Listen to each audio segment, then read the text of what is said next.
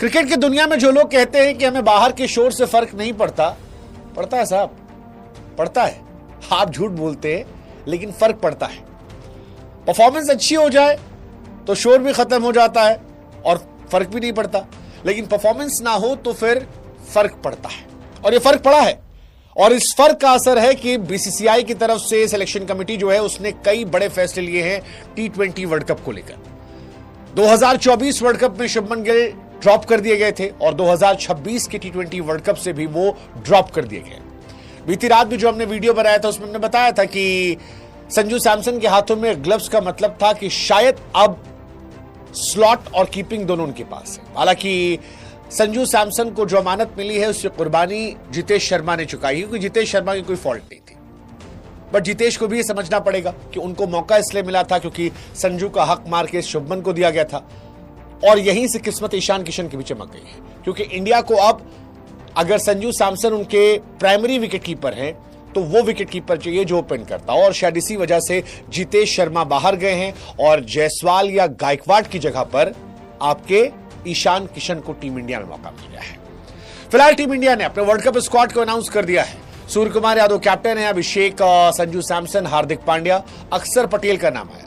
अक्षर पटेल मेरे लिए बड़ी क्यूरियोसिटी वाले कैरेक्टर है, क्योंकि एक दिन वो चोटिल होते हैं, अगले दिन वो बाहर होते हैं, उसके बाद फिर वो वाइस कैप्टन बन जाते हैं। पहले भी वो वाइस कैप्टन थे, फिर पता नहीं कैसे शुभमन वाइस कैप्टन बन गए, अब आउट ऑफ बॉक्स अक्सर वापस वाइस कैप्टन बन गए। कमाल की कहानी है। वैसे कमाल की कहानी रिंकू सिंह के साथ भी हुई है। ये जो पूरी टीम शफल हुई है, रिंकू सिंह बाहर इसलिए गए थे क्योंकि ऊपर से शुभमन गिल को एडजस्ट करना था, नीचे विकेट कीपर खिलाना था, तो विकेट कीपर ही फिनिशर चाहिए था। अब फिनिशर की जगह बन सकती है, इसलिए रिंकू को वापस ले आया गया। हम लोग बार बार कहते थे कि एक खिलाड़ी को एडजस्ट करने के चक्कर में टीम के कॉम्बिनेशन के साथ खिलवाड़ किया गया। फिलहाल टीम जो है वो अच्छी नजर आ रही है। रिंकू सिंह यहां पर है, वरुण चक्रवर्ती यहां पर है, बुमराह यहां पर है, अर्शदीप यहां पर है, कुलदीप यहां पर है, हर्षित यहां पर है, ईशान किशन यहां पर है।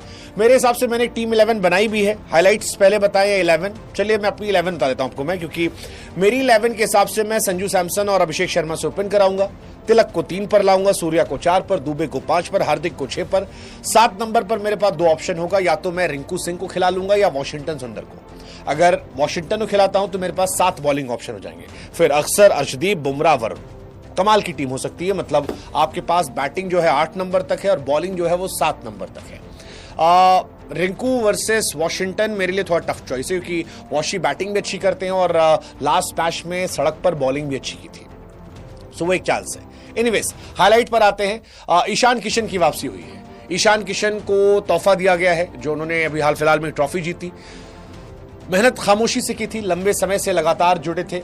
इनको भी कीमत चुकानी पड़ी थी शुभमन गिल को एडजस्ट करने की वजह से, क्योंकि वनडे में दोहरा शतक लगाया था शुभमन गिल ने ईशान किशन को ड्रॉप करने के बाद, जब ईशान का दोहरा लगा था, और उसके बाद से ईशान वनडे से बाहर हो गए, टी20 से बाहर हो गए। टेस्ट में जगह ध्रुव जुरेल ने ले ली थी, राहुल क्योंकि वहां ऑलरेडी अच्छा कर रहे हैं, तो ईशान किशन कहीं के नहीं थे। बट फाइनली ईशान किशन की वापसी हुई है and I am very happy for Ishan Kishan, क्योंकि टैलेंटेड प्लेयर है, मेहनती प्लेयर है, और किस्मत भी अब धनी हो गई है, क्योंकि संजू सैमसन की तरह विकेट कीपर चाहिए था जो ओपन कर सकता हो, कि अगर संजू चोटिल हो या उनको रिप्लेस किया जाए तो एक विकेट कीपर आ जाए, और वो परफेक्ट रिप्लेसमेंट ईशान किशन साहब ही थे। जायसवाल और ऋतुराज गायकवाड़ इसी वजह से नहीं आ पाए। मतलब अगर संजू की जगह कोई और विकेट कीपर होता, जितेश प्रायोरिटी होते, तो शायद जायसवाल या गायकवाड़ में से एक को ऊपर मौका मिल जाता, लेकिन संजू सैमसन ने वो पोजीशन लॉक कर रखी है। ईशान को अपनी पारी का इंतजार करना पड़ेगा, बट आ जाएगी, देर सवेर आ जाएगी। एनीवेज जो बड़ी हाईलाइट है वो पहली तो ये कि शुभमन गिल को जगह नहीं मिली। No hit for Shubman Gill, he is a damn good player but not a टी20 प्लेयर, एटलीस्ट राइट नाउ। मैं बार बार ये लाइन रिपीट करता आया हूं, अभी शुभमन गिल जिस तरह से खेल रहे हैं वो टी20 फॉर्मेट में 2015 में के पड़े हैं, ये 2025 है। ये आग और बर्फ का कॉम्बिनेशन नहीं चल पाएगा, आग और आग चाहिए। 8 नंबर तक बैटिंग है।